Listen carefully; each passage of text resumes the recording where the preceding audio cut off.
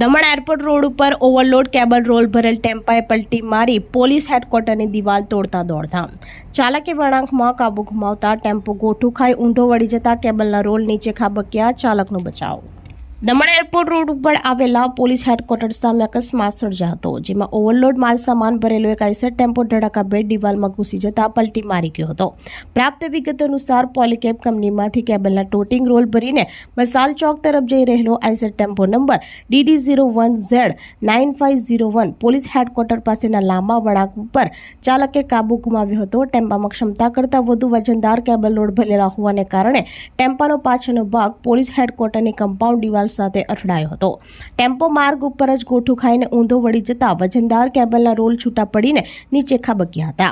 આ ઘટનામાં હેડક્વાર્ટરની દિવાલનો મોટો હિસ્સો ધરાશાયી થતા ભારે નુકસાન પહોંચ્યું છે, જોકે ટેમ્પા ચાલકનો આબાદ બચાવ થયો હતો।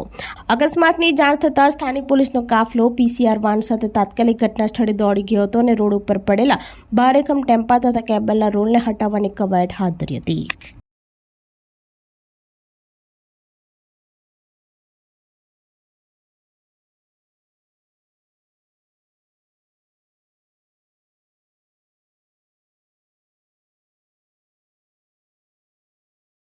આપણી સંકલ્પ ન્યૂઝ ચેનલને સબસ્ક્રાઇબ અને લાઇક કરો, બેલ આઇકન દબાવો જેથી આવનાર ન્યૂઝ અપડેટ્સની નોટિફિકેશન આપના મોબાઈલ પર સૌથી પહેલા પહોંચે।